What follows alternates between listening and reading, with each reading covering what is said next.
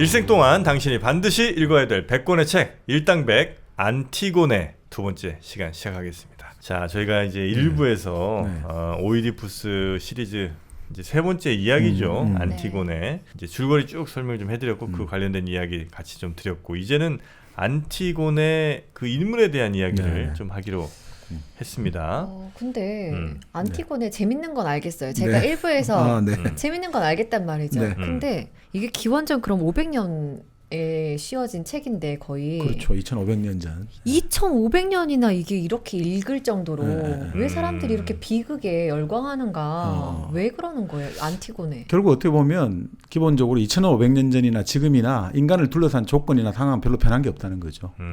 결국 그때도 선택의 문제에 봉착했다는 거죠.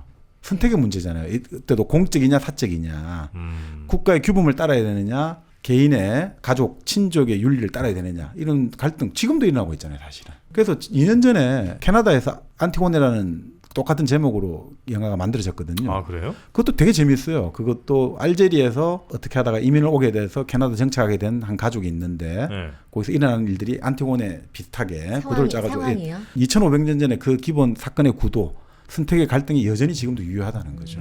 아까 그 말씀드렸잖아요. 18세기 이후 프랑스 혁명 이후로 안티고네가 지식인들 사이에서 각광을 받은 이유가 간단해요. 전 근대사에서 근대사회로 넘어간다는 것은 결국은 선택의 문제거든요. 전 근대사에서는 봉건사회 이런 데서는 그냥 운명이 정해져 있어요. 그죠? 근데 이제 거기서 이제 선택의 문제가 나오게 되고 주술에서 지금까지는 주술로 하다가 이제 이성이 나오게 되고 신분으로 하다가 개인이 나오게 되고 이런 식으로 이제 사회 자체가 새롭게 선택의 폭이 넓어지면서 이 사람들이 계속해서 이제 끊임없는 선택의 연속에 직면할 수밖에 없는 거죠. 문제는 이 선택이라는 게 그 말씀을 드렸습니다만 한쪽이 선이고 한쪽이 악이면 간단해요.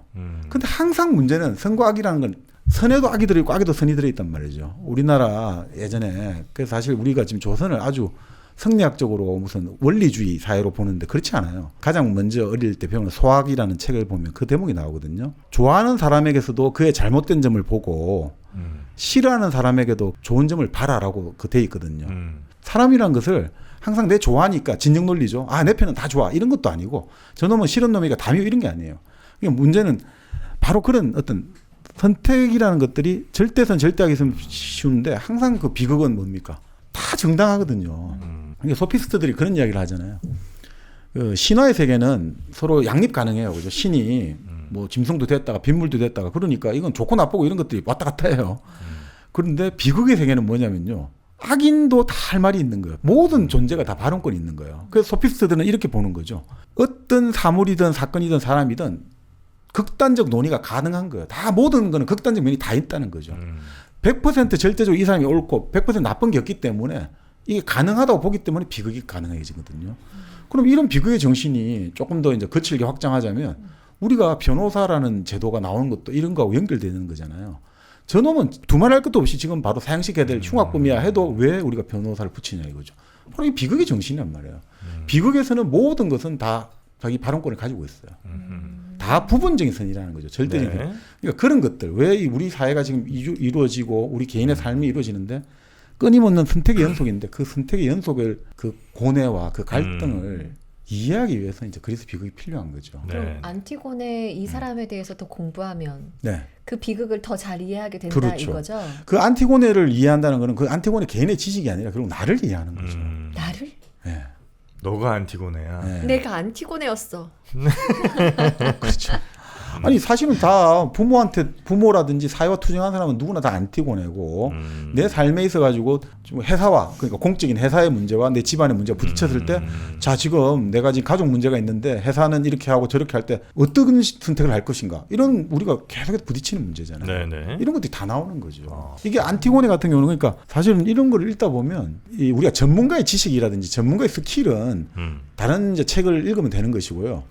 그 제가 신문 칼럼을 읽었는데 그 2년 전에 영국의 가디언이라는 신문에서 21세기 최고의 가장 지금까지 나온 20년간 나온 가장 좋은 책 100권을 선정을 했다는 거예요. 네. 근데 그 중에 1등부터 10등까지가 다 문학이에요.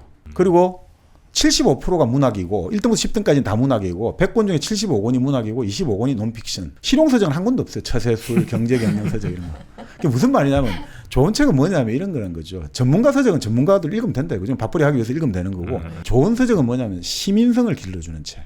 이 사람은 무엇을 생각하고 있고 이 사람은 무슨 행동을 할까? 이 사람은 무슨 마음을 가지고 있을까? 이거를 우리가 이해하고 알려면 사실은 이 문학을 읽어야 되거든요. 그래야지 감정을 서로 소통할 수 있고 네. 저 사람은 왜 저런 말을 하고 저런 행동을 할까? 이런 걸 이해하면서 결국은 우리가 사이코패스, 소시오패스가 안 되게 하는 방부제 역할을 해준다는 거예요. 장은수 씨가 그런 이야기를 많이 했는데 네. 그렇기 때문에 이제 문학이나 그리스 비극, 특히 안티고네 같은 경우는 그런 선택의 문제들 끊임없이 우리가 부딪히는 그 서로 지금 일본에 선거하지 않습니까? 바로 우리 지금 선거하는 것도 마찬가지죠. 대통령 선거도 다들 내가 정의롭다고 말한단 말이죠. 내가 정말 옳고 저놈들은 상대는 정말 나쁘다 이런 이야기 하는 거죠. 서로 그게 주장하는 게 정치예요. 나는 옳고 남은 나쁘다라는 적과 악을 나누는 거. 그쪽에서 우리는 선택을 해야 되잖아요. 한쪽만 말 들으면 전부 다 이 사연 다 쪼개져야 되고 그죠. 근데 그게 아니잖아요. 그럴 때 우리 선택의 곤란함과 그럼에도 불구하고 우리는 어떤 식으로 이것들을 이해하고 우리가 그 행동을 해야 될 것인가 할 때 바로 지금 이 안티고네를 읽을 때 친족의 윤리냐 공적인 윤리냐 이것들을 근본적으로 고민하는 훈련이 되어준다는 거죠. 네네네. 그래서 저는 안티고네가 오히려 지금 시대에서 사회와의 충돌을 빚는 개인은 다 읽어야 된다. 사회와 충돌하는 개인들은. 너무 있어 보이는 거 아니에요? 네. 진짜 와. 다 있어 보이려고 이거 들어. 이 사람들 듣는 분들은 다 이거 있어 보이니까 듣는. 이렇게 얘기 듣고 또 들으려고 보니까 진짜 안 어울리는 말이 좀 간지 터진다 진짜. 삶을 위한.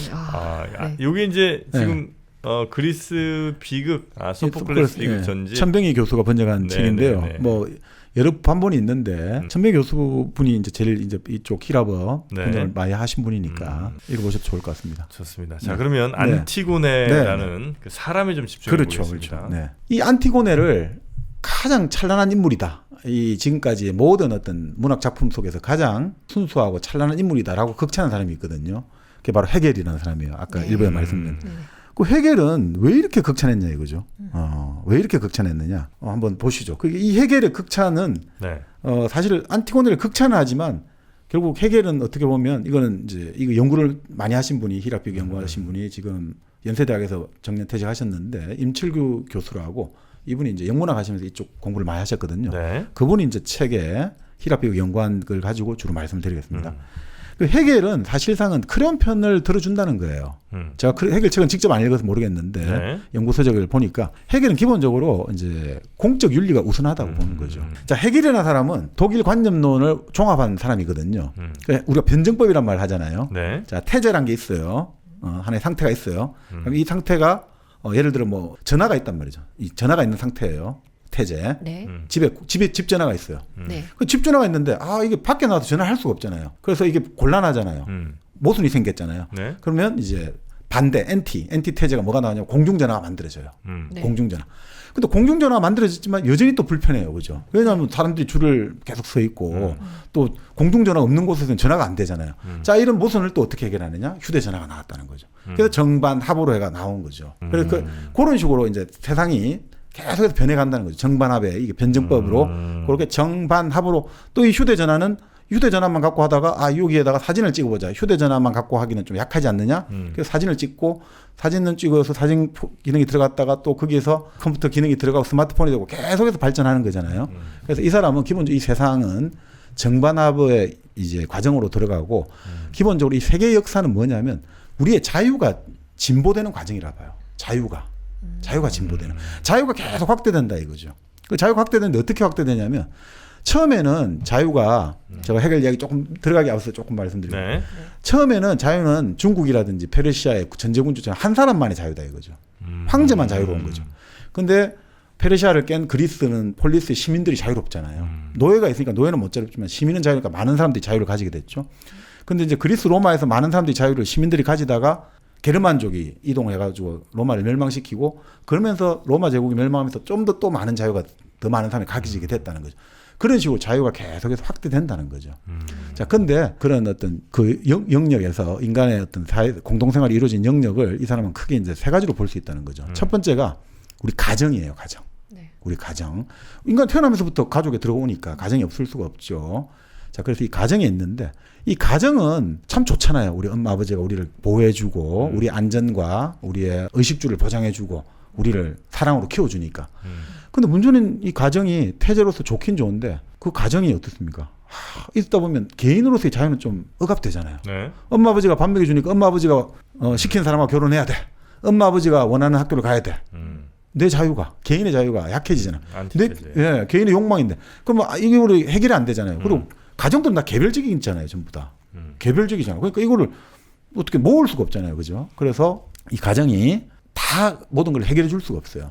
그래서 개인의 어떤 욕망들. 그래서 이 개인의 욕망이 마음껏 발현하게 만든 데가 바로 시민사회가 만들어졌죠. 시민사회가 만들어졌죠. 우리 말은 자본주의라고 생각하시면 될 것 같아요. 네. 이 시민사회에서 이제 정치적 자유가 만들어지고 선거도 할 수 있게 됐잖아요. 그리고 좋단 말이죠. 근데 시민사회에서는 서로 욕망을 내가 돈 한번 벌어볼 거야. 나 대통령 될 거야. 나 출세할 거야. 다 욕망이 부딪히잖아요. 그럼 이 욕망이 부딪히니까 어떻게 습니까? 이 법을 만들어야겠죠. 네. 욕망을. 법이 만들어져요. 근데 이 법이 만들어지면 어떻습니까? 법은 획일적이죠. 이건 누구나 다 복종해야 되니까 획일적이잖아요. 이 법에 대해서 획일적이니까 어떻습니까? 강한 놈은 갈수록 강해지겠죠. 잘 사는 사람은 갈수록 잘 살겠죠. 부익부 빈익빈. 권력까지는. 그러면 경쟁이 격화되고 불평등, 양극화가 심해지니까 이게 도저히 이걸로 해결이 안 되잖아요. 그래서 만들어진 게 국가라는 거예요.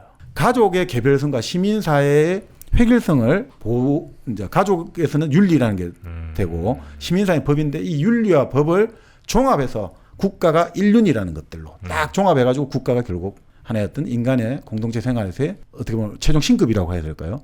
이게 국가라는 거예요. 네. 그러니까 이 해결 입장에서는 어떻습니까? 이 국가가 최고 중요한 거예요. 공적인 게 제일 중요한 거예요. 그렇게 안 하면 이 사적인 각각의 욕망들을 어떻게 조정을 해내고 다 엉망진창 될 거잖아요. 그러니까 국가가 중요한데 안티고네는 지금 그 공적인 기초를 허물고 있잖아요. 그런데 그런 해겔이 안티고네가 최고다라고 말했단 말이죠. 예. 왜 이제 그렇게 했느냐? 왜 그랬냐? 요게 이제 그거겠죠. 네네. 요거 조금만 더 이제 말씀드리면 특히나 이제 요게 이제 그 해겔이 이제 안티고네를 그렇게 그러니까 공적인 영역에서 사적인 영역에 그것들이 공적인 영역에 침투하는 것들이 문제가 있는 것 하나에다가 네. 안티고네가 요즘 사람들 들으면 이제 되게 싫은 여성들이 되게 싫어할 거예요. 왜냐하면 이제 안티고네를 기본적으로 여성이 가정의 영역에 있어야 되는 여성이 공적인 영역으로 나왔다는 거죠. 그러니까 이게 자연이 문명으로 침투했다 해가지고 그게 있을 수 없는 그런 간절해요. 그 당시에 이럽니다. 네. 그래서 안티고네 행위는 국가에 대해서 신족의 이름으로 도전을 하고 있다 이거죠. 국가가 이제 우리가 지금 어떻습니까? 가족과 시민사회와 국가로 이렇게 종합이 됐는데, 다시 퇴행을 하자는 거 되잖아요. 그러니까 이건 안 된다 이거죠. 그리고 여성이라는 것은 기본적으로 여성의 고유 영역은 가정이다 이거죠. 국가가 남성의 영역이고 가족이 여성의 영역이다 이거죠. 그러니까 여성은 가족을 본능적으로 지키려고 한다. 그러니까 안티고네가 사실은 지금 어떤 자기 의식을 가지고 뚜렷하게 자 이것이 내가 어떤 그것이 되고 이런 게 아니라 그냥 오빠에 대한 본능적인 가족의 윤리. 내 가족이 있는데 이럴 수가 있나. 아무리 사람을 죽이고 해도 내 아들은 어쩔 수 없어. 내 남편은 어쩔 수 없어. 내 아버지는 어쩔 수 없어. 이렇게 가는 게 인간이다. 라는 식으로 이거는 자연의 모성의 원리가 그냥 그렇게 나온 거다. 그러니까 자기 의식이 없기 때문에 이것은 공적인 존재라고 볼 수도 없고 그리고 공적인 영역을 이렇게 침투해 들어왔다. 그러니까 이 윤리적인 어떤 기초를 허물기 때문에 이 국가에 조금 더 중요한 가치를 부여하는 자기 입장에서는 부분이 전체를 허물려고 해서는 안 된다. 이렇게 이제 본 거라는 거죠. 자, 그렇게 해서 이제 해겔이 안티고네를 아주 이제 비판적으로 좀 봤지만 그런데 왜 이렇게 극찬했느냐? 왜 이렇게 지금까지 지상에 나타난 인물 중에 가장 찬란한 인물이다라고까지 극찬한 이유는 안티고네가 오빠에 보여주는 그 여러 가지 발언들이 순수한 그 자체라는 거죠. 그리고 그가 하는 행동들, 안티고네 행동은 정말 인간으로서 최상의 어떤 인간이 해야 될 가장 최고의 덕목을 그대로 실현해 주고 있다는 거예요. 그게 무슨 말이냐면 온누이 관계잖아요, 여기는. 네. 부부 관계와 달리 어떤 성적인 욕망도 섞여 있지 않다는 거예요. 그렇죠. 성적인 욕망이 없다는 거죠. 그러는 거잖아요, 근데. 뭐 일단 그렇다고 가정. 이렇게 가정을 하고 성적인 욕망이 없기 때문에 그러니까 오빠가 상실됐다는 게 아까 그 말씀했잖아요. 오빠는 한번 잃어버리면 엄마 아버지가 없기 때문에 남편과 자식은 다시 얻으면 되지만 오빠는 얻을 수가 없다. 그래서 나는 오빠를 택해야 된다고 했잖아요. 이것은 인간으로서 말 그대로 지금의 어떤 나의 상태, 생명이라든지 이걸 다 무릅쓰고 내가 해야 될 의무를 행하고 있다는 의미에서 이 사람은 지금 최상의 어떤 인간이라고 볼 수 있다. 이렇게 본 거죠. 자, 그래서 이 사람이 아까도 말했던 게 문제가 되는 거는 아까도 그러잖아요. 나의 오빠 폴리네이케스가 반역을 하든 안 하든 그게 중요한 게 아니라 그 오빠는 나의 오빠다라는 거죠. 그러니까 여기 재밌는 말을 해요. 안티고네가 오빠에 대한 사랑은 내가 사랑하는 자가 어떤 행위, 어떤 행동을 했느냐에 따라 아무런 구애도 받지 아니하므로 그 사랑은 사랑하는 자가 죽었다고 해서 끝날 수 있는 것이 아니라는 거죠. 그러니까 나는 이 사람을 그 존재 자체로 사랑하기 때문에 이 사람이 어떤 행동을 했더라도 나는 끝까지 사랑하기 때문에 이 사람이 죽었다고 해서 내 사랑이 끝나는 게 아니라는 거야. 죽었다고 해도 계속해서 그 사랑 가야 되는 거다 이거죠. 절대적 사랑이라는 거죠. 그러니까 크레온이 문제 삼는 것은 폴리네이케스가 뭘 했느냐가 문제를 되는데 안티고네는 그 존재 그 자체를 모든 것을 받아주는 사람이다 이거죠. 그러니까 이건 성자잖아요, 사실은. 성인 그 자체잖아요. 그 사람 모든 것을 있는 그대로 다 받아주는 사랑. 네. 우리가 사랑을 에리 프롬이 그때 그런 이야기 했잖아요. 사랑의 내용이 뭘까라고 하다가 돌봐준다는 거, 배려한다는 거, 케어도 있고 책임을 진다는 거, 그것도 있고 또 제일 중요한 게 어떻게 보면 존중하는 거거든요. 리스펙트 한다는 거. 리스펙트의 어원이 뭐냐 이거죠. 있는 그대로 바라본다는 뜻이 리스펙트라는 게. 있는 그대로 바라보고 책임을 진다는 거. 리스판시빌리티도 뭐냐, 책임. 그 사람에게 응답을 해주는 거예요. 그 사람에게.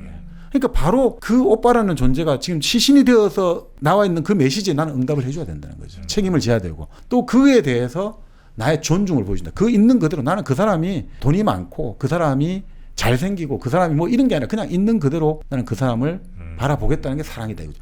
그러니까 안티고네는 최고의 인간이고 그 죽었다고 해서 그 사랑은 끝나는 게 아니고 계속해서 하겠다는 그 응답을 하겠다는 거니까 이 사람은 이 안티고네로 대변되는 네. 안티고네가 지금 말하려고 하는 신의 법, 불문율이라고 말하잖아요. 신의 법은 기원도 누가 만들었는지 언제부터 되는지 알 수 없지만 인간의 법보다 더 오래고 영원한 거다라고 이제 이야기를 하는 거죠. 그 사실 여기서 어떻게 보면 나중에 우리가 자연법이라는 것들 있지 않습니까? 네. 그게 이 그리스 철학 나중에 이게 다 나오는 거죠. 이게 뭔가 우리가 기원도 알 수 없지만 그 불문율 같은 게 있다 이거죠. 뭔가 불문율. 부모를 공경해야 되고 도둑질을 하면 안 되고 죽은 사람은 매장을 해줘야 되고 손님은 환대를 해줘야 되고 이것이 불문율이다 이거죠. 그래서 참 재밌는 게 제우스가 최고신인 건 알겠는데 네. 제우스가 나그네와 주인의 신이거든요. 그러니까 바로 이게 진짜 큰 거란 말이죠. 불문율.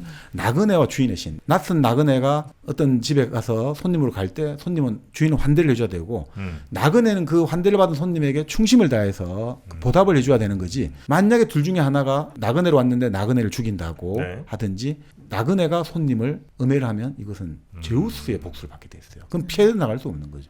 그래서 아까 말한 바로 오이디푸스 왕 라이오스가 손님으로 가가지고 주인의 환대를 받아놓고 주인의 아들을 자살하게 만들었으니까 이것은 제우스는 어마어마한 벌을 내리게 되는 거죠. 네네네. 그리고 제우스는 인간의 모습을 변신했다가 환대를 받으려고 했는데 이 사람들이 자기를 죽이려고 했잖아요. 그래서 그 마을을 다 수장을 시켜버리잖아요. 바키오사 필레몬 신화도 나오지만 네. 그런 식으로 이제 이 자연법 불문율에 이 손님과 나그네가 있다는 게 참 저는 이게 그리스의 전통이 아닌가 싶어요. 단절돼 있고 이게 산악지대고 아주 넓은 평야가 있는 게 아니잖아요. 그러다 보니까 이렇게 교류를 할 때 교육을 통해서 경제활동하는 사람이 제일 중요한 것은 서로 기본적으로 환대를 하고 서로 환영을 해줘야 되잖아요. 신뢰가 없으면 안 되는 거죠. 네. 그래서 그리스의 특징은 교육을 해가 먹고 살아야 되니까 신뢰가 없으면 이거는 경제활동이 전반이 성립이 안 되는 거니까. 헤겔이 바로 그렇게 지금 안티고네가 표상되는 것들. 그러니까 네. 안티고네의 어떤 그런 행동들 자체가 순수하고 이런 것도 있지만 그 안티고네가 발언을 하면서 크레온에게 대해서 말하면서 너 왜 나의 법을 어겼어? 안티고네는 법이란 말을 절대 안 써요. 크레온에 대해서. 당신 법을 어겼다는 말 아니에요. 국가. 포고령이에요. 그건 당신의 포고령이에요. 당신의 포고령. 테바이 나라의 포고령 이런 말 안 써요. 크레온 당신의 포고령 이런 식으로 쓰거든요. 그러면서 나는 신들의 불문율을 따른 거다 이거예요. 학고부동한 신의 불문율. 그러면서 그런 이야기 하는 거죠. 하데스에게 죽음은 반역자나 애국자나 상관없이 똑같은 법을 요구한다라고 말을 해요. 신은 이제 땅에 다 묻히는 건 똑같다고 보는 거죠. 자, 그러니까 이게 이 사람 입장에서는 이 법 이런 것들, 그러니까 죽은 자에 대한 의무를 지키는 것이 뭐냐, 이게 정말 아주 적극적인 윤리적 행위라고 본 거죠. 그러니까 이런 거죠. 내가 이거 하면 어떤 불이익을 받을까? 이런 걸 생각하는 게 아니라 우리가 칸트도 그렇게 했지만 동계주의의 생각은 그런 것들을 생각하지 않고 내가 이 일을 하면 칭찬받고 이런 게 아니라 그냥 하는 거예요. 내 마음이 시키는 대로. 그런 의미에서 이 사람들, 이 죽은 자에 대한 의무를 지키는 이 사람이야말로 이 얼마나 찬란하고 아름답고 고매한 인격을 가지고 있느냐. 네. 이렇게 이제 본 거죠. 그러니까 이게 바로 여성 고유의 역할을 하고 있다. 가족을 지키려고 하는. 자, 그렇기 때문에 이 사람은 너무너무 순수하고 아름다운 사람이다. 그런데 그렇기 때문에 크레온은 무죄다라고 이제 해겔은 주장하는 거죠. 네, 네. 바로 그렇기 때문에 크레온은 무죄다는 거죠. 그래서 이제 해겔 입장에서는 네. 둘 다 다 부분적으로 정당하다는 거죠. 크레온은 공동체 폴리스를 지켜야 되고 안티고네는 친족을 지켜야 되니까. 그렇지만 안티고네는 지금 가족 구성원의 그 친족의 윤리에만 종속돼 있다 이거죠. 그래서 오빠의 행위에 대해서 어떻게 전혀 관심을 안 가지냐. 그리고 자기가 지금 오빠를 묻은 행위가 직관적으로 옳다는 건 알지만 그것을 왜 옳은지 이성적으로는 알지 못하고 있다. 뭐 여성들 입장에서 되게 기분이 나쁘게 말을 하고 있죠. 이 당시는 뭐 18세기 말 19세기 초반이니까 뭐 그렇게 이해를 하시죠. 자기가 지금 하고 있는 것들이 정말 어떤 본질이고 어떤 의미가 있는지를 모르고 그냥 본능적으로 행동하고 있다. 그래서 진정한 이제 윤리적 각성을 못 하고 있기 때문에 이 사람은 한마디로 의식의 밤에 머물러 있다고 본다는 거죠. 그래서 이 사람은 지금 자연 상태 그대로다. 직관적인. 그래서 이건 좀 약하다 이거죠. 네네. 정치라는 건 뭐냐? 정치라는 것은 능동적으로 자의식을 가지고 가야 되는데 여성은 수동적이기 때문에 이게 해겔 입장입니다. 여성은 식물이고 수동적이기 때문에 정치적 존재가 아니다. 그래서 이 안티고네는 근대적인 의미에서 공적인 걸로 나아가는 정치적 존재는 되지 못하고 있다라고 이제 결론을 내리는 거죠. 그럼에도 불구하고 그 인간적으로 친족 윤리를 다하려고 하는 그 순수함과 헌신은 정말 최고의 인격이라고 우리가 부를 만하다. 이런 식으로 이제 해겔은 안티고네를 설명하는 거죠. 최고라고 했지만 사실 그렇게 뭐 많이 칭찬한 것 같지는 않네, 그죠? 네. 아니 그렇지만 그렇진 않아요? 아니 그래도 찬란한 인격, 네. 이 지상에 나타난 인간들 중에 가장 이거 뭐 물론 이제 저야 이제 안 읽어보고 그냥 네. 말씀 듣고 그냥 느낌을 네. 말씀드리는 거라 뭐 정확히지 않을 가능성이 매우 높습니다만. 최고의 인격이라는 칭찬 뒤에 안티고네가 가진 한계에 대해서 훨씬 더 많은 얘기를 한 거 아닌가. 그럴 수도 있죠. 뭐 그러니까 인격은 넌 되게 사람은 넌 되게 좋은. 그러니까 우리 흔히 하는 칭찬 같은 거 있잖아요. 네. 사람은 진짜 좋아라는 말에 훨씬 더 많은 함의는 일은 잘못해라든지 아니 인간관계는 별로야. 뭐 이런 말들이 좀 많이 포함되어 있잖아요. 네네. 사람 참 좋다 그 사람 이런 말에는. 그러니까 억양법을 쓸 수 있죠. 이제 비유적으로 말하자면 네. 처음에 좋게 띄우다가 더 하강을 시켜가지고 네. 더 이제 할 수 있는데 이렇게 볼 수는 있을 것 같아요. 네. 해겔로 대표되는 독일 어떤 사상의 특징 중에 하나가 국가, 공적인 것, 약간 전체주의 경향이 강하잖아요. 네. 그리고 이제 그것이 결국 나중에 히틀러라는 파시즘을 낳게 만들었습니다만, 그러니까 이 공적인 걸 앞세우잖아요, 항상. 그러니까 안티고네로 상징되는 사적인 것, 네. 가정적인 것들, 개별 윤리적인 것들보다는 국가, 공적인 것, 보편적인 것 이런 것들이 더 우위에 있어. 그것이 더 가야지 좋은 거다라는 식으로 그런 의미는 분명히 비판할 수 있을 것 같습니다. 네. 2500년 동안 이 안티고네를 바라보는 시선도 계속 바뀌었을 거 아니에요. 네. 그 한 과정이 사실은 해겔이었고. 네. 그럼 최근에는 또 안티고네가 어떻게? 그렇죠. 또... 그래서 이제 이 바로 지금 여기서 지금 말씀드렸습니다. 계속 여성에 대해서 좀 여성은 식물이다, 여성은 수동적이라서 가정 윤리만 집착한다, 친족 윤리만 집착하고 정치로 나올 만한 자의식이 없다. 네. 자연적인 정물적인 존재다 이런 식으로 여성을 폄하했으니까 네. 과연 이제 20세기에 들어와서 엄청난 반격을 받지 않겠습니까? 네. 그래서 이제 임철 교수 책을 보니까 퍼트리시 밀즈 그리고 리 이리가라이 이런 페미니스트가 아주 이제 물론 전제합니다. 해겔의 해석이 아주 일정한 성과가 있다가 전제하에서 이제 반격을 시작합니다. 그러니까 이 페미니스트 반격이 재미는 있어요. 그러면은 그 반격 들어가기 전에 이 해겔이 그렇게 안티고네를 극찬해서 더 많이 이렇게 안티고네가 알려졌나요? 그런 것도 없지 않아 있을까요? 있습니다. 그러니까 아까 계속 뭐 드린 말씀입니다만 이제 이전에는 운명이 다 결정한 시대였잖아요. 내가 태어난 그 자체가 운명이고 신분이 결정하니까 선택을 한다는 게 없었잖아요. 근데 이제 프랑스 대혁명 이후로 이제 출세길이 열렸잖아요. 우리 적과 흑 이런 책도 봤습니다만 내가 노력안에 따라서 나폴레옹처럼 코르시카의 시골뜨기가 최고의 황제가 될 수 있다는 거죠. 그 근대라는 것은 이제 내가 잘해서 지위가 상승할 수 있다. 신분 이동할 수 있다. 이런 시대가 열렸거든요. 자, 그럴 때 결국은 이제 갈수록 부딪히게 되겠죠. 공적인 윤리와 사적인 윤리. 자, 내가 개인적으로는 집안을 위해야 되는데 내가 지금 높은 자리에 올라가가지고 집안 위해 그러니까 그런 거 있잖아요. 개인적으로 야 내가 출세했으니까 이제 가족을 돌봐야지. 친척들도 좀 취직도 시켜주고 집안에 이번에 민원이 왔어. 집 앞에 도로도 좀 내주고 그게 다 뭐 국회의원들 장관들에게 요구하잖아요. 대통령 뭐 다 그럴 거 아니에요. 참 뭐 집안을 위해서 우리 가문이 어떤 가문인데 너 돈도 아니잖아. 좀 국가 돈 그 나라 돈 좀 쓰면 어때? 이런 식이잖아요. 그러니까 이럴 때 계속해서 부딪히게 되는 거죠. 예전에는 그런 부딪힐 이유가 없거든요. 다 그냥 정해져 있는데 뭐. 근데 지금은 이제 그럼 공적인 것들 다 눈을 시퍼렇게 뜨고 보고 있잖아요. 아니 뭐야 이거? 왜 너그 동네라고 너희 지역구라고 막 그 예산을 주는 거야? 우리 동네는 어떡하냐? 그 욕망과 욕망이 부딪힌단 말이죠. 네. 그러니까 이럴 때 이제 사람들은 안티고네라는 것들을 보면서 이 선택의 문제. 이 선택의 문제는 근데 다 할 말들이 다 있더라 이거죠. 네. 자 이럴 때 이걸 선택하니까 너는 좋고 너는 나쁘고 이런 게 아니고 이 어떻게 조정해야 될 거냐 그런 식으로 이제 할 때 이 안티고네가 하나의 인간이란 게 2,500년 전에 이랬어라고 우리를 이해하게 만들어주는 게 있는 거죠. 네. 참 그 고뇌 결국 이제 선택 아니겠습니까? 저도 고뇌예요. 네. 항상 뭔가 선택해 하셔야 되죠. 그러니까 커피를 먼저 해야 되냐, 사과를 먼저 해야 되냐, 독서대. 독서대. 이번엔 독서대 가겠습니다. 네, 바로 우리 정박님이 지금 사용하고 계신 이 리드모아 독서대입니다. 네. 악자 잘.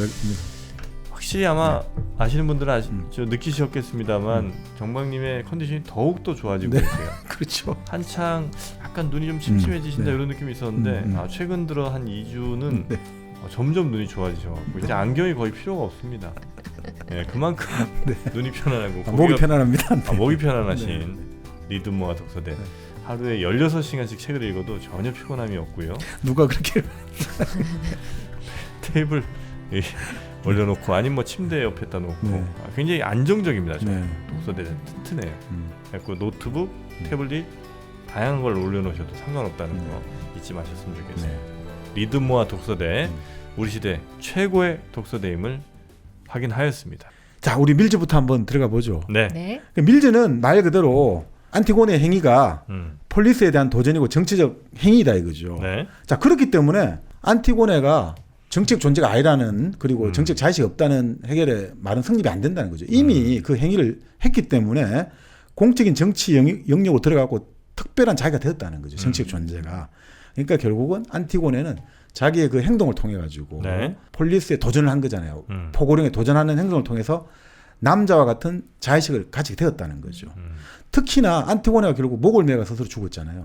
그것 자체가 바로 도전의 최고 형태 아니냐 이거죠. 가부장적인 더 이상 도전, 나 집에 더 이상 안 받아들이겠어. 이 국가의 큰 어른이 크레온이고 국가의 아버지다. 그래서 내가 시킨 대로 해야 돼. 이거 나 안 받아주겠어. 그러니까 내 운명을 당신이 지배하지 마. 라고 했기 때문에 이런 맥락에서 자기 삶은 자기가 통제하겠다는 걸 보여줬기 때문에 안티고네는 아주 정치적 존재다라고 이제 반박을 한 거죠. 요거는 뭐 아주 심플한 반박이에요. 그 이리가라이라는 이제 프랑스의 그 페미니스트는 제가 보니까 예전에 우리 한번 영화 있지 않습니까? 외계인 에이리언 할 때 페미니즘 본질주의가 있고 급진적 페미니즘 했는데 이리가라이라는 약간 페미니즘 본질주의 입장 같아요. 여성성이라는 것을 좀 더 의식을 많이 하는 것 같아요. 그래서 이 여성성의 고귀함이라고 할까? 여성성의 특수함이라는 관점에서 안티고네를 말하고 있더라고요. 이리가라이는 이렇게 보는 거죠. 안티고네는 국가에 도전했다 이거죠. 그래서 반권위주의고 여성이 남성에 도전한 그 하나의 어떤 원칙을 보여줬다는 거죠. 그래서 여성의 특별한 사명을 보여줬다고 보는 거예요. 여성의 특별한 사명. 그러니까 이 여성의 특별한 사명이 뭐냐 이거죠. 이리가라에 따르면. 여성은 피 없는 자들을 보호하는 것이 바로 핏줄의 수호자인 여성의 과업이라는 거예요. 피 없는 자들을 죽은 보호한다. 자들. 그렇죠. 아유 뭐 바로바로 뭐. 바로바로 이해해야 됩니다. 이런 거는.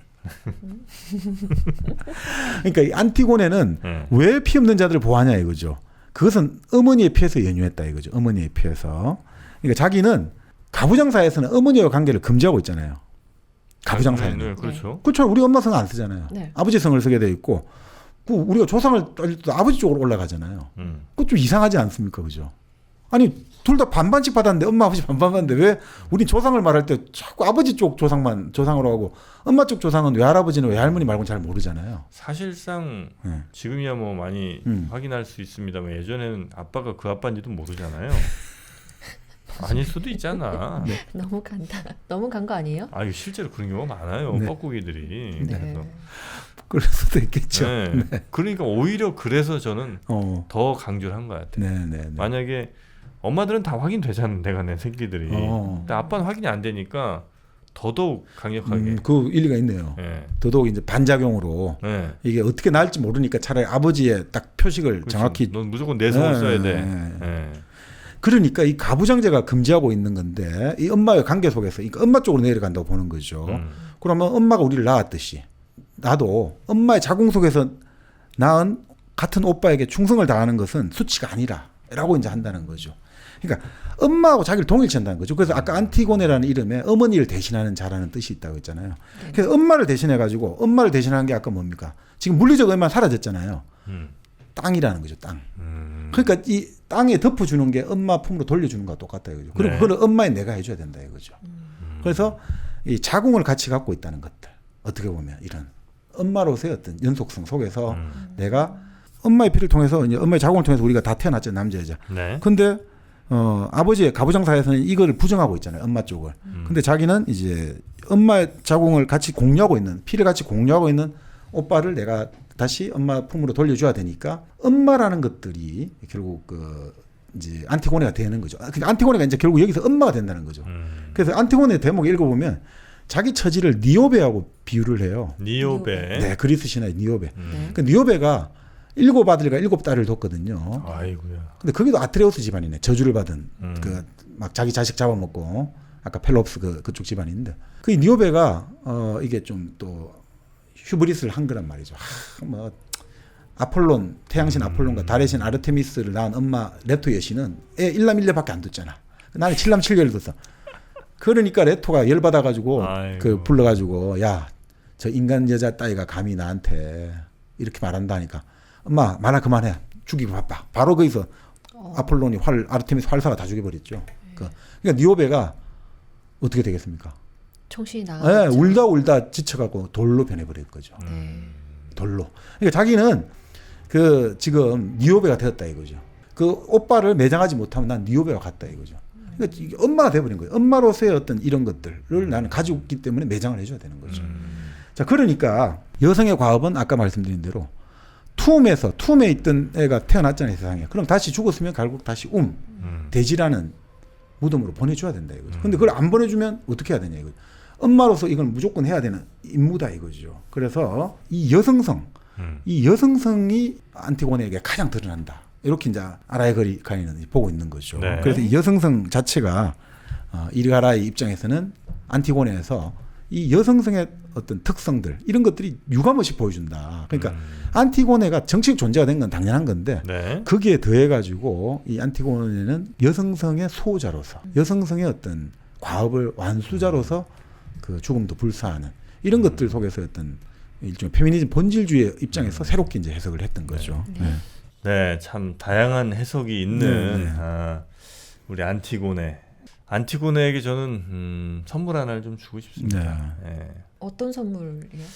과일 중에 사과라고 혹시 알고 계시죠? 네. 사과. 네, 저는 안티고네에게 사과를 좀 하고 싶습니다. 어떤 의미일까요? 사과를 한다고요? 네, 제가 이제 안티고네를 저는 잘 모르잖아요.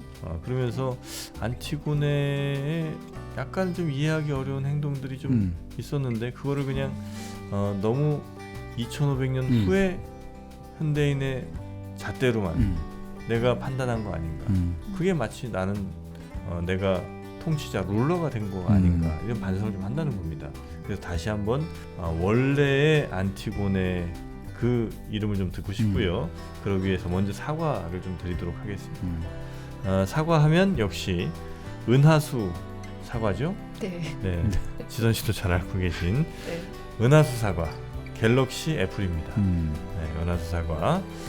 지금 현재 코리아 세일 페스타를 맞아서 추가 할인을 좀 하고 있고요. 햇사과 올해 나온 사과입니다. 작년 사과 팔지 않아요 여기는. 네, 올해 나온 사과를 갈아 드셔도 맛있는 그 사과를 지금 더 할인해서 여러분께 제공해드리고 있으니까 이 사과는 지금 지나면 이제 못 먹습니다. 한번 지나간 버스는 돌아오지 않아요. 햇사과 꼭 한번 맛보시기 바라겠습니다. 요즘 사과가 당도가 진짜 높대요. 네. 요즘 사과 네. 최고입니다. 비가 별로 안 와갖고. 그래서 신화에 네. 사과즙이 우리 바로 넥타 신들이 마시는 음료잖아요.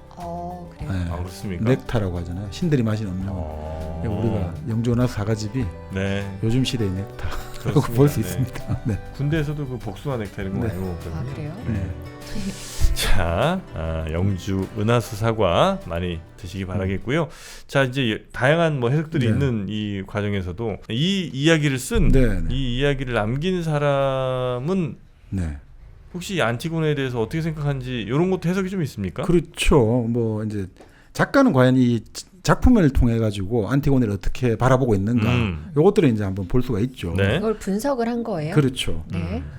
사실 안티고네가 우리가 반항이라고 보잖아요. 네. 근데 이제 안티고네는 사실 반항이 아니라 사랑이죠. 사랑이죠. 그러니까 안티고네는 자기가 이 세상에 온 것은 사랑하기 위해서 온 거지 미워하기 위해서 온 게 아니다 이거죠. 정화하기 위해서 온 게 아니다는 거죠. 테바의 시민들이 안티고네를 칭찬하거든요. 근데 그 왜 칭찬하냐 이거죠. 그게 과연 신들의 불문율에 순종해서 칭찬하냐 이거죠. 그게 아니라 이제 하이몬이라는 안티고네의 약혼자이자 크레온의 아들 하이몬이 그렇게 말을 해요. 테바의 시민들이 왜 칭찬하냐 이거죠. 그 사랑하는 오빠의 시신이 개와 새들에게 뜯어먹는 그것을 두고 볼 수 없어가지고 흙을 덮어준다. 그것을 칭찬하는 거다. 네. 우리가 사실 본능적인 거다 이거죠. 그런 것들을 우리가 어려운 사람들 볼 때 뭔가 마음이 움직이고 이런 것들은 본능적인 거지. 그게 뭐 다른 이유가 있고 이런 게 아니다 이거죠. 신들의 불문율을 따라야지 난 지켜야지 이렇게 해서 하는 게 아니고 그냥 자연스럽게 우리가 마음이 움직인다. 자, 그러니까 안티고네 자체가 아주 순수한 사람이라는 거죠 사실은. 그리고 우리가 근친상간도 나오고 여러 가지 나옵니다만 기본적으로 안티고네는 아까도 그랬잖아요. 왜 내가 오빠를 선택하느냐. 엄마 아버지 사이에서 이제 더 이상 태어날 수 없기 때문에 이 오빠는 유일무이하다 이거죠. 그러니까 근친상간하면 또 어떻게 이게 아니다 이거죠. 이건 딱 진짜 나의 오빠는 나의 오빠, 오빠는 오빠일 뿐이다 이거죠. 그런 누구 해석인 거예요, 근데? 그 이제 작가가 그렇게 이제 바라보고 있는 거 아니냐라고 이제 누가? 많은 분들이 그렇게 하고 보고 있죠. 많은 분들이. 네. 중론이군요, 중론. 네.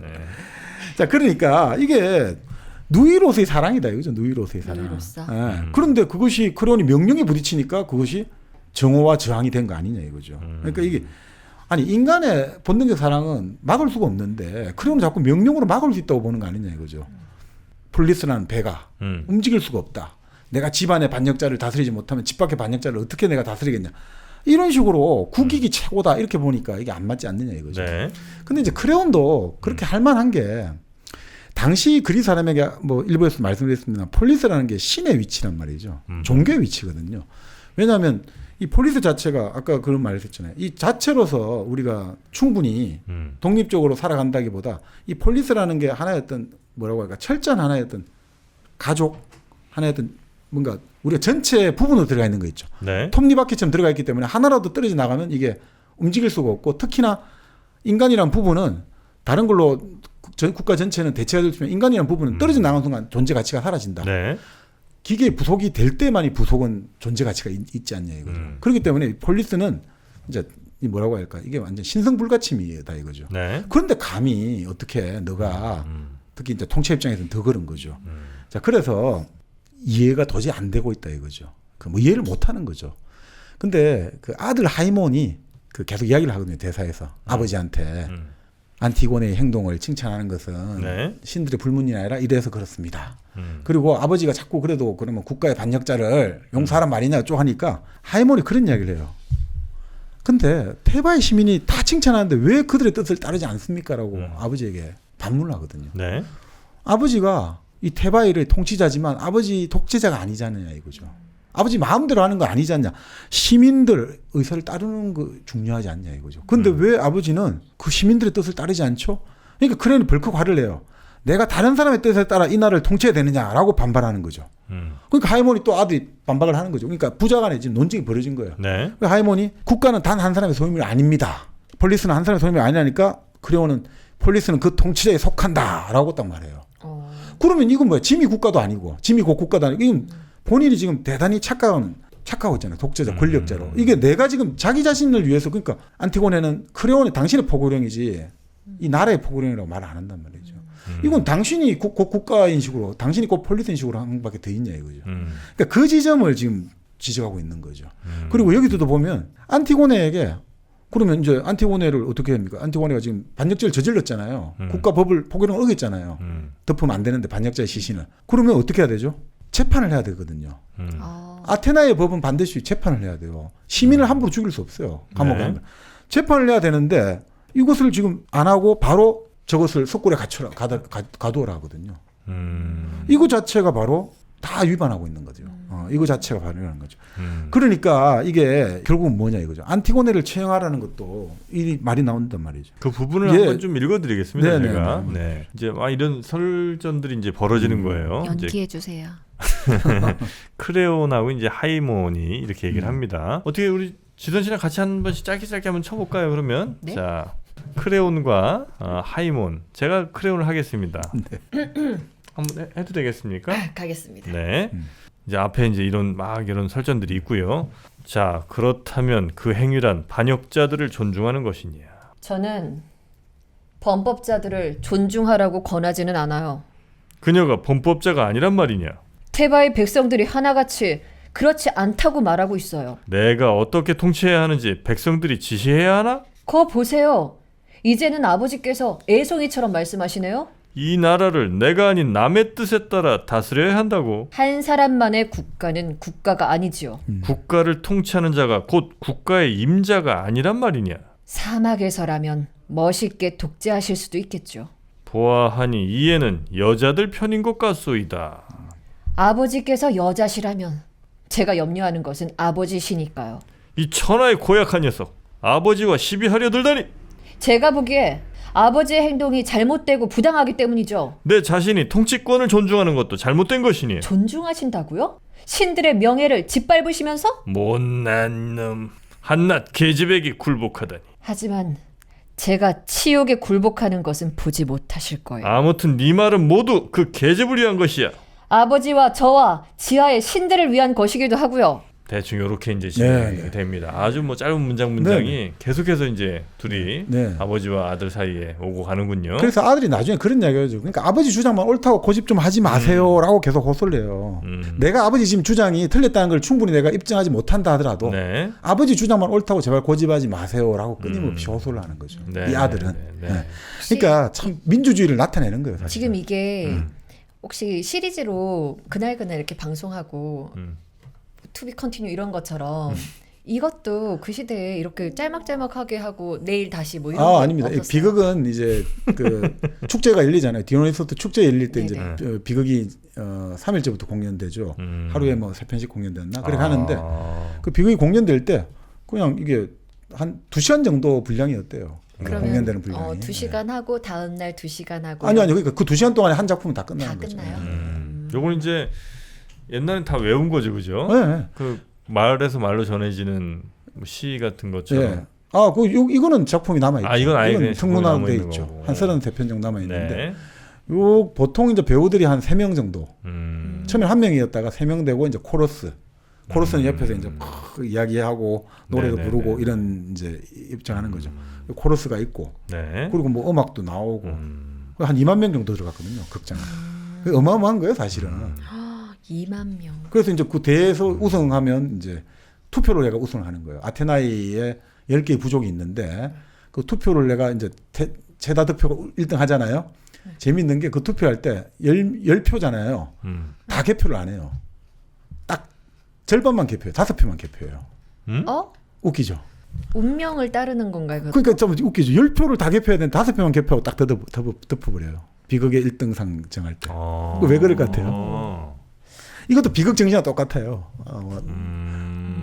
모든 걸 다 아는 건 안 되는구나. 뭐 그런 것일 수도 있고. 근데 이제 그리고 예전에 이랬거든요. 이게 절반만 해가지고 자, 요것만 가지고 해가지고 봐가지고 운명처럼 이제 우승자가 돼도 너무 까불지 마라. 모른다. 다 까보지 않아서 몰랐지만 넌 됐다. 떨어진 사람한테도 2등 3등한 사람한테도 너무 서글퍼하지 마. 그러니까. 이건 모르는 거자. 이렇게 생각했는데 아주 실용적인 의미가 들어있다죠. 다른 이유예요? 다른 이유의 이게 아니고. 자, 10명 중에서 내가 1등을 하려면 매수를 하면 6명만 매수하면 되죠. 6표만 얻으면 되잖아요. 근데 5개만 딱 개표를 해버리면 8표를 매수해야 돼요. 맞잖아요. 그렇죠.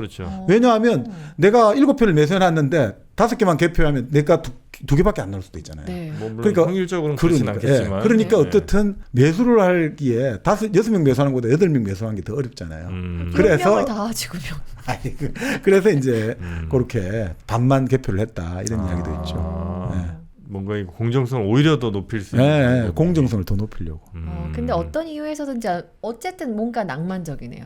10표 중에 5표만 개표하는 거. 네네. 그래 우리 올림픽은 너무 뭐 0.001점 차이로 막 이런 그러지 말고 올림픽도 예를 들면 10명이 이렇게 딱 심사위원들이 점수를 딱 매기면 체조 같은 거. 네.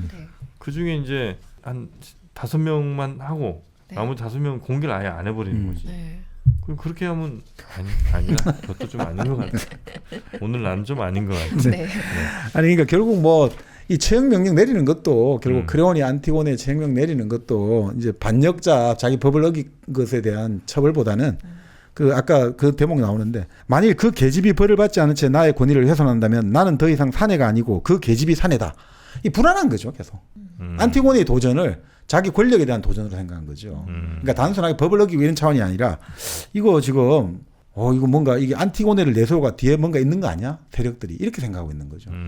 그래서 되게 무서워하는 거예요. 아까 예언자 테레시아스 이야기도 했습니다만 자꾸 그런 식으로 좀 생각을 하게 되는 거죠. 이 대목에 재밌는 대목 나와요. 소포클레스가 이 안티고네도 그런 대목이 나와요.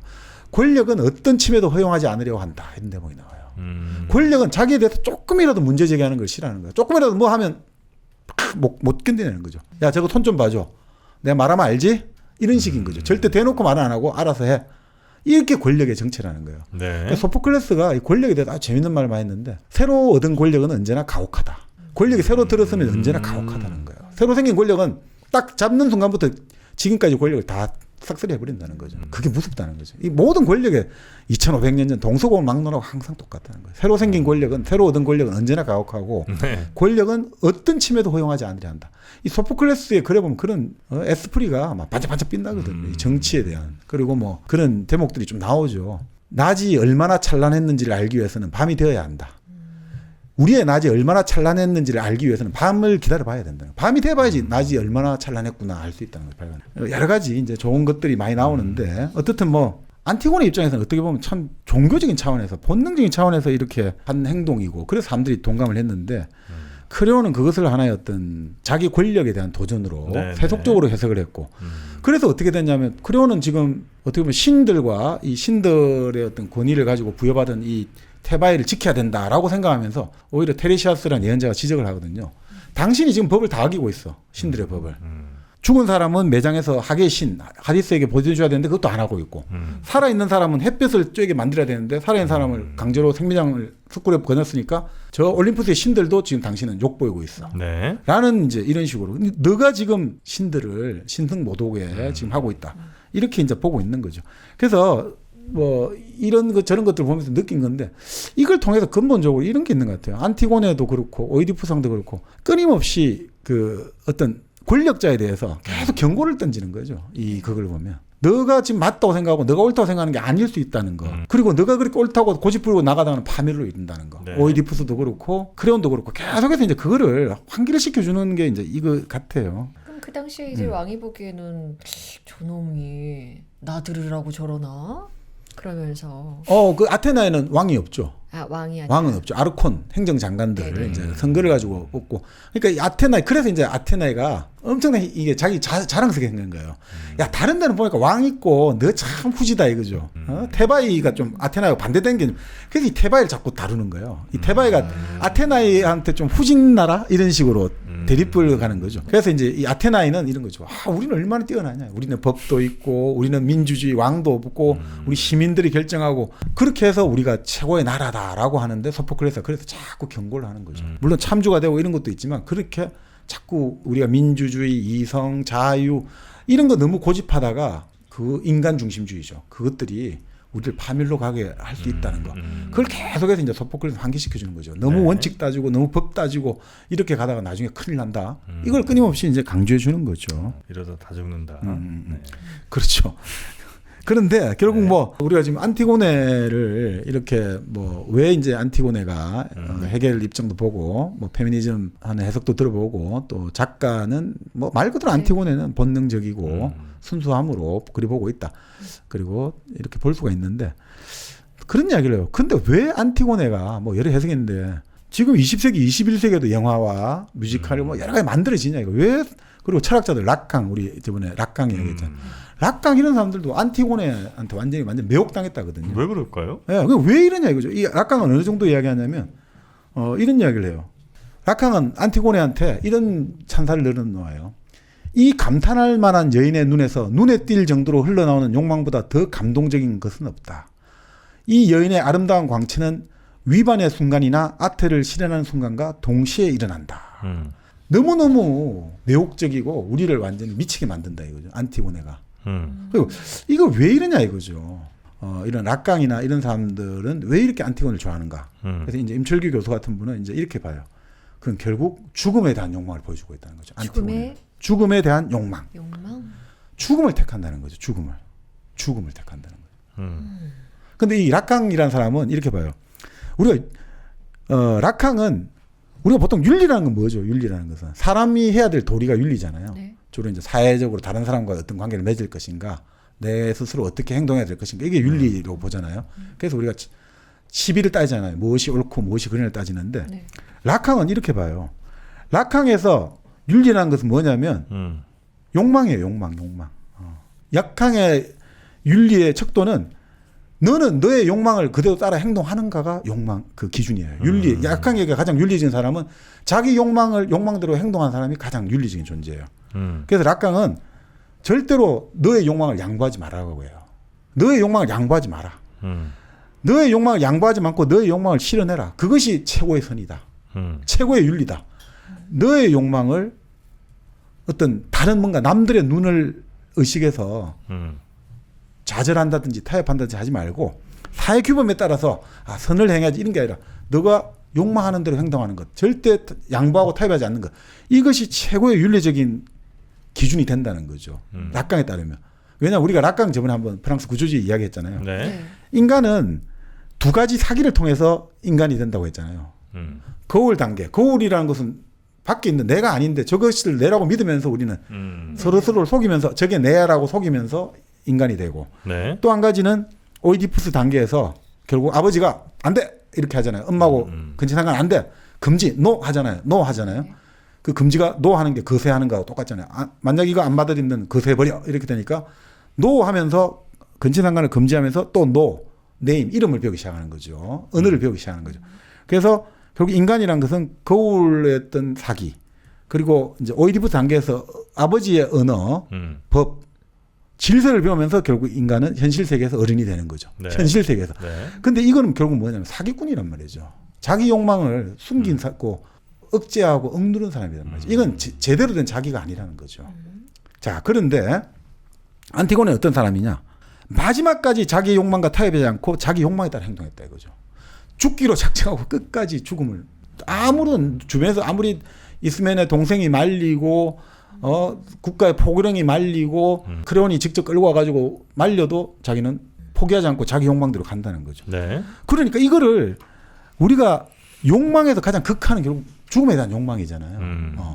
그러니까 여기 이 책에 보면 그 대목이 나와요. 저 여자 안티고네는 자기 입이 자기 법인 여자다라고 나오거든요. 자기 입이 자기 법처럼 한다.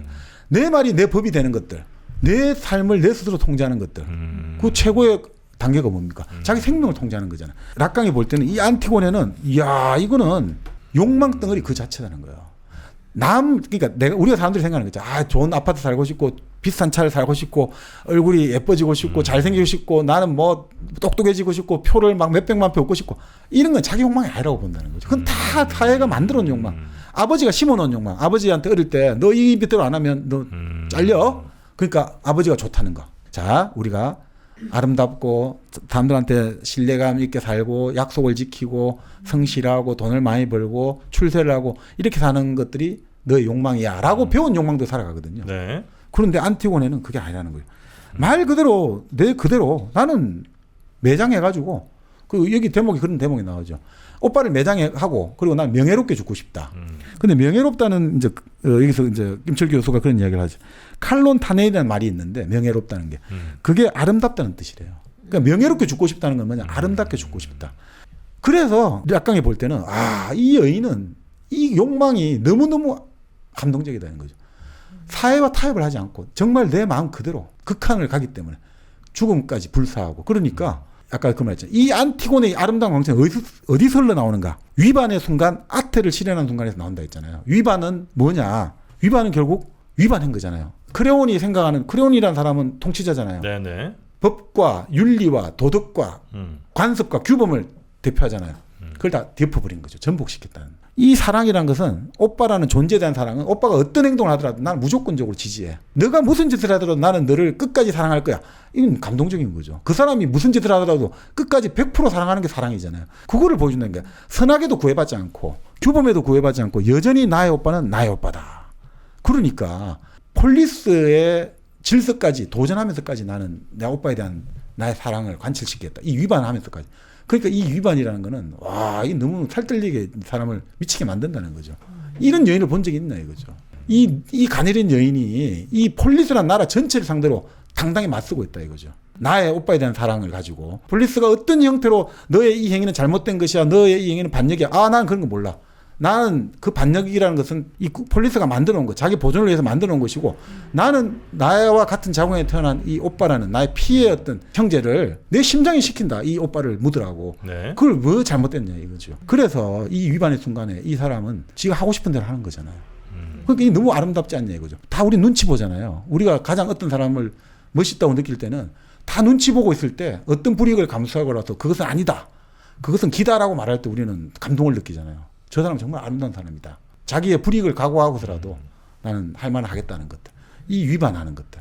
그런 것들이 이제 아름답고 또 이제 아테라고 했잖아요. 네. 그 아테가 아까 망상이라든지 여러 가지 이제 네. 그걸 시키는데 예, 안티고네 같은 경우는 어떻게 보면 그런 거죠. 자기는 사실상 그 약혼자 이름이 한 번도 안 나오지 않습니까? 네. 그 말은 뭐겠어요? 약혼을 했으니까 결혼을 해가지고 이제 가정을 이루어야 되는 생산으로 들어가야 되는데 폴리스 시민으로서 약혼자 이름이 안 나오고 오히려 니오베 돌처럼 굳어 있는 니오베하고 비교를 하잖아요. 돌처럼 굳었다는 건 죽은 상태잖아요. 근데 이제 락강이 그런 이야기를 했다고 하죠. 제2의 죽음이라는 게 있다는 거죠. 제2의 죽음. 제2의 죽음은 뭘까 이거죠. 사람은 제2의 죽음이 있다는 거죠. 뭐 1kg 커피 못 마시면 그게 제2의 죽음이죠. 그렇죠. 살아 있었지만 죽어 있는 것 같다는 게 제2의 죽음이죠. 맞습니다. 1kg 커피 좀 제발 좀 살려줘. 나 좀 살려줘. 1kg 커피 한 잔만 먹자 오늘. 죽을 것 같아. 1kg 커피 여러분을 다시 삶의 길로 인도해 드립니다. 1kg 커피 드립백 그리고 콜드브루 그리고 원두 다양한 형태로 여러분께 서비스해 드리고 있고요. 1kg 커피는 항상 그 균질한 품질 관리를 아주 잘하고 계세요. 사실 어떤 원두마다 이제 약간 로스팅 그 정도에 따라 또 맛이 좀 달라지긴 하는데 내가 원하는 맛을 그대로 구현해 주는 거 이것도 또 굉장히 중요하거든요. 일정한 품질 관리도 아주 훌륭하게 잘하고 계신 1kg 커피. 1kg 커피가 정말 짱입니다. 네, 1kg 커피 많이 사랑해 주시고요. 일당백과 늘 함께하는 1kg 커피 저희도 충성하겠습니다. 고맙습니다. 1kg 커피. 충성. 네. 충성. 사실 아테가 들어오면 네. 이제 대부분 죽음하고 관련되어 있죠. 예전에 헤라클레스가 험난한 과제를 수행하기 앞서가지고 왜 그 과제를 맡게 됐냐면 네. 결국은 뭔가 망상이 들어와가지고 자기 자식과 가족을 다 죽여버렸잖아요. 그리고 깨보니까 내가 가족을 다 죽였다. 이 아테가 들어오면 사람은 다 망상에 빠져갖고 막 이제 죽게 된다는 거죠. 네. 그래서 이제 이 안티고네는 결국 이제 제2의 죽음이 뭐냐? 살아있지만 죽은 것과 같은 상태가 제2의 죽음이라고 본 거죠. 그러니까 지금 안티고네는 이제 그 제2의 죽음을 갖고 있는 거죠. 이 네. 오빠를 가지고. 그럴 때 자기는 어떻게 하느냐? 이 제2 죽음의 한계를 뛰어넘기 위해서 이제 결국 죽음을 선택한다 이거죠. 그러니까 정말 이거야말로 자기 뜻대로 살아간 거잖아요. 그러니까 이 재밌는 말, 코러스가 자기 자신이 바로 법이 되는 자, 그녀가 바로 안티고네다. 내가 곧 법이라는 거죠. 그러니까 크레온의 포고령, 폴리스의 법이 있는데 나는 새로운 법이 아니죠. 자연법, 신들의 불문율 그대로 행동하잖아요. 걸어다닌 법이 바로 안티고네예요. 지금 내가 이렇게 죽어있는 오빠의 시신을 매장해 주는 것 자체가 바로 법이 된 거죠. 그러니까 안티고네야말로 지금 살아있는 법이란 말이죠. 근데 이렇게 이제 살아있는 법이 되는 것은 결국 뭐냐? 자기 자신이 자기 스스로의 죽음을 불러일으키는 네. 자살을 통해서 이제 결국 죽음이 된다 이거죠. 그래서 락강파가 그렇게 좋아한다는 거죠. 안티고네를 혁명적 자살자다. 의식적인 죽음의 영웅적 주체다. 실제계에 놀랄 만큼 충성을 다한 주체다. 해가 자살을 미친 듯이 기뻐했다는 거예요. 락강은. 그러니까 이건 뭐 락강의 이제 이야기들입니다. 꼭 한번 읽어보겠습니다. 제가 네, 다시 네, 한번. 네. 락강의 분석도 그리고 안티고네 다시 한번 왜냐면 신화에 나오는 굉장히 매력적이고 아주 극적인 캐릭터들이 대단히 많고 뭐 죽음을 무릅쓴다거나 이런 경우도 혹은 뭐 가족을 위해서 내 아이들을 위해서 뭐 수많은 이유들로 신들과 맞서고 죽음에 맞서는 사람들이 너무나 많은데 네네. 안티고네에 대해서 그렇게 감동하고 막 칭송을 하는 이유를 아직까지 저는 잘 모르겠어요. 아 그래요? 네. 뭐 일단 아까 헤겔식으로 따르면 순수 사랑이라는 네, 것들, 뭐 순수 욕망이라는 것들. 아 제가 아직 헤겔이나 락강 이쪽에 지식이 많이 좀 부족한 것 같습니다. 네. 반성하겠습니다. 아니 근데 이거는 뭐 조금 더 말씀드리면 뭐 이렇게 볼 수 있어요.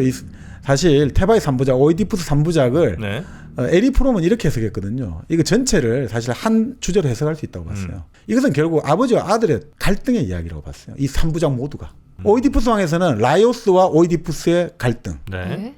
그래서 라이오스하고 오이디푸스가 삼거리에 만났는데 결국 이렇게 싸움이 벌어져가지고 결국 라이오스가 뭘로 이제 뭡니까 막대기 같은 거 이걸로 치는 바람에 싸움이 일어나가지고 오이디푸스가 아버지 라이오스를 때려 죽였죠. 네. 콜로노스의 오이디푸스에서는 또 아버지가 두 아들, 오이디푸스가 자기 두 아들 폴리네이케스 저주를 내리죠. 다 둘 다 죽어라고. 그리고 세 번째 바로 안티고네에서는 크레온과 하이몬이 또 갈등을 하죠. 그러니까 아버지와 아들의 갈등이 이 핵심이라는 거예요. 근데 이 핵심이 뭘 뜻하냐 이거죠. 소포클레스는 여기서 뭘 말하냐. 그 에리 프롬은 여기서 그 바우오펜이라는 스위스 인류학자의 견해를 끌어들이거든요. 바우오펜이라는 사람이 이렇게 봤어요. 19세기에. 목군제 사회와 북군제 사회가 있다고 봤어요.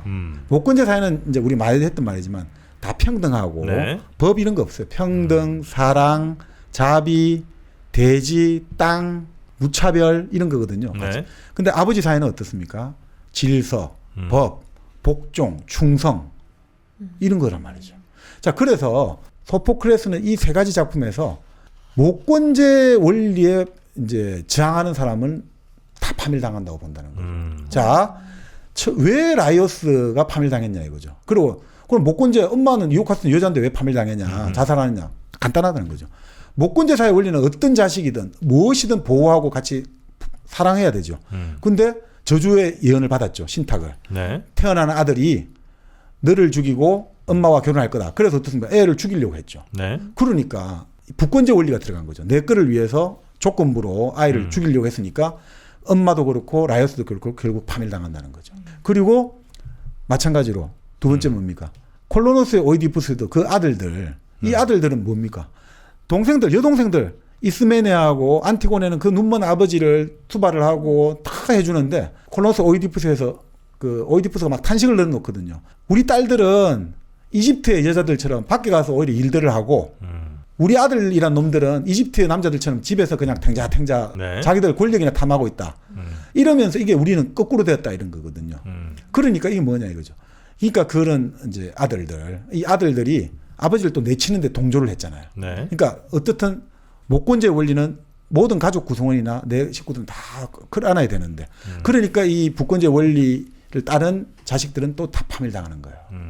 그리고 세 번째 크레온과 하이몬도 어떻습니까? 마찬가지로 크레온은 이 하이몬 그 간청도 무시하고 목권의 원리를 그러니까 모성의 원리를 끌고 나가려는 안티고네를 생배장시키려고 하잖아요.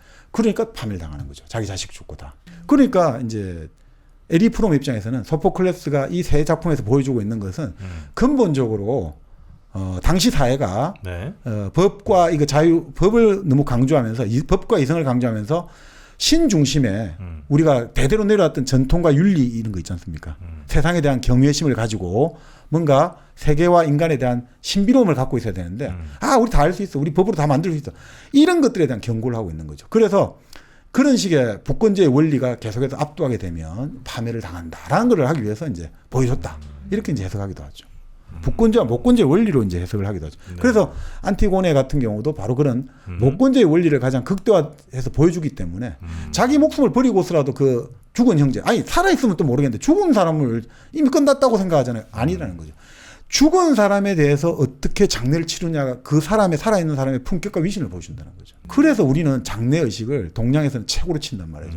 장례와 제사가 왜 동양에서 예의 최고 핵심이냐, 제례와 상대가 핵심이냐. 사람은 결국 살아있는 사람한테 잘해준 건 누구나 잘할 수 있죠. 죽은 지금 눈앞에 보이지 않는 사람을 어떻게 대하는지에 그 사람의 인격의 크기, 인격의 품과 도량이 다 드러난다는 거죠. 뭐 제가 제사옹호론자는 아닌데 네네네. 그래서 바로 이런 거죠. 그래서 안티고네를 이제 어떻게 보면 바오펜의 이론에 따르면 그 목권제 원리를 보여주기 때문에 안티고네는 정말 뛰어난 또 캐릭터가 될 수 있다는 거죠. 네. 뭐 그건 좀 더 훨씬 더 저한테는 설득이 네네네. 있는 것 같습니다. 네. 알겠습니다. 안티고네. 네. 2500년간 굉장히 많은 철학자, 사상가 혹은 뭐 네. 문학가 이런 분들이 네. 매료됐던 네. 그 캐릭터 안티고네 이야기를 오늘 좀 전해 드렸고요. 한 말씀만 더 이제 같이 첨가하면 그러니까 네. 그 안티고네가 결국은 왜 이제 사람들이 하이데거나 이런 사람들이 좋아했냐면 죽어서 뭐 자살 그런 게 아니고요. 네. 이런 거라는 거죠. 크레온 같은 사람은 왜 파멸하냐면 관습과 전통에 따라 살아가잖아요. 그거는 동물의 세계라는 거죠. 동물은 자기 본능에 따라서 오늘만 살아가잖아요. 네. 그냥 본능이 장착된 대로. 그러니까 그건 기계적 생활 방식이다. 우리 일상이란 건. 근데 안티고네는 죽음을 의식하고 있다 이거죠. 아름다운 사람은 뭐냐면 죽음을 의식하는 사람이 죽음을 의식할 때 인간은 내 존재를 발견할 수 있거든요. 내 진정한 자아를 발견할 수 있거든요. 그래서 죽음을 의식하는 안티고네야말로 가장 아름다운 사람이다라고 보는 거죠. 그래서 하이데거가 그런 이야기예요. 인간이 참된 존재인가 아닌가. 그것은 인간이 죽음에 대해서 어떤 태도를 가지고 있느냐를 구별된다 이거죠. 그런데 왜 안티고네가 매혹적인가? 안티고네는 죽음에 대해서 두려워하지 않잖아요.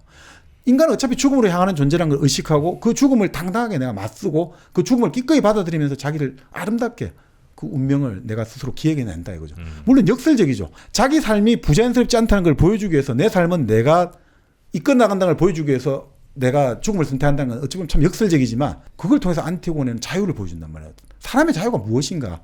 국가의 법으로도 권력자의 권력으로도 꺾이지 않는 것이 바로 인간이다라는 걸 보여주는 것들. 그래서 이제 안티고네고 뭐 그런 이야기 하는 것 같아요. 인간이 얼마나 참된 존재인가는 결국 죽음을 두려워하지 않고 죽음을 기대할 때 그때 결국은 가장 이제 인간이 인간답게 되고 용기 있는 존재로 태어난다는 거죠. 그래서 안티고네야말로 진정한 아름다운 존재다라고 이제 사람들은 생각을 하는 거죠. 네. 사람마다 생각은 굉장히 다를 수 있겠습니다만 좀 그런 해석도 있고 하여튼 굉장히 다양한 해석들이 좀 있네요. 그만큼 이제 해석이 다양하다는 건 그만큼 생각할 거리도 많고 아주 매력적인 거라는 걸 뭐 다시 한번 보여주는 것 같습니다. 자, 우리 지선 씨는 안티고네 어떻게 한번 도전해 보겠습니까? 내가 안티고네다라고 아까 외쳤잖아요. 말 돌릴게요. 너무 어려워요. 어렵고 단순하게만 생각하면 그냥 이 2500년 동안 그렇게 많은 사람들이 매혹당했던 이 안티고네에 대해서 오늘 좀 알아갔으니까 다음번에 좀 재밌게 읽을 수 있겠다 그런 생각 단순하게 가겠습니다. 영화 그 캐나다 영화 그 안티고네도 굉장히 그 호평을 많이 받았던 영화거든요. 그것도 한번 보시면 고대 작품들을 또 현대에 어떻게 해석하는지 그런 것들도 한번 미디어로 편하게 또 접하실 수 있지 않을까 하는 생각도 좀 해보게 됩니다. 사실 우리가 이제 예전에 오이디푸스 왕 할 때는 그 아까 그 말씀드렸잖아요. 삶이라는 고통에서 죽음으로 우리가 해방될 때까지는 어떤 인간도 행복하다는 말을 해서는 안 된다라고 했다고 좀 어떻게 보면 인간의 좀 수동성이랄까 이렇게 했는데 우리 안티고네를 보면 아니라는 거죠. 안티고네는 죽음이 찾아와도 그것을 오히려 죽음을 능동적으로 대할 수 있는 것이 바로 또 인간이다. 이걸 보여주기 때문에 오히려 오이디푸스도 대단하지만 안티고네는 끝까지 그 죽음의 두려움 앞에서도 스스로를 이겨내는 사람이다.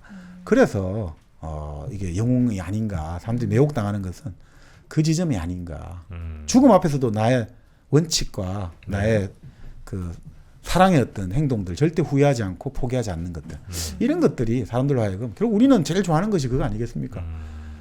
누가 어떻게 되든 간에 나는 너만을 사랑하리라. 이것이 결국 인간에게 가장 핵심이잖아요.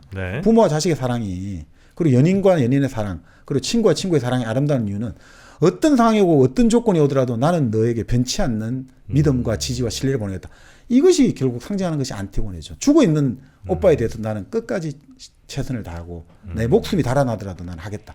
이런 것들에 사람은 매혹되는 거 아닌가. 저는 그런 생각을 해봅니다. 고전이요. 저 이거 이제 안티고네 한다고 해서 이렇게 찾아보다가 어떤 사람이 되게 멋있는 말을 했더라고요. 2500년 동안 이 책을 본 그 수많은 사람들이 하나의 작품을 가지고 다양한 해석들을 하면서 그림을 그렸잖아요. 그거를 내가 지금 지금 현재 하고 있다는 게 너무 멋있는 거라고 뭐 그런 말을 하더라고요. 아 그분도 뭐 작품을 하신 모양이죠? 아니요, 그냥 뭐 찾아보다가 본 건데 아, 어쨌든 그래. 별 뭐랄까 이 고전이라는 게 매력이 거기에 있는 것 같아요. 진짜 수천 년 동안 다양한 엄청 해석들. 많은 사람들이 계속 그 작품을 사랑했다는 그 존재 하나만으로도 매력적이라고 그러니까 그렇죠. 저도 오늘 거기에 동참한 것 같아서 뿌듯합니다. 네. 마치겠습니다. 아니 지금 말씀하니까 생각이 나는 건데 그 프랑스에 그 정말 다 가족들이 아우슈비츠에 다 죽었죠. 네. 레비나스라는 철학자가 있었는데 유태인 철학자 그런 이야기했죠.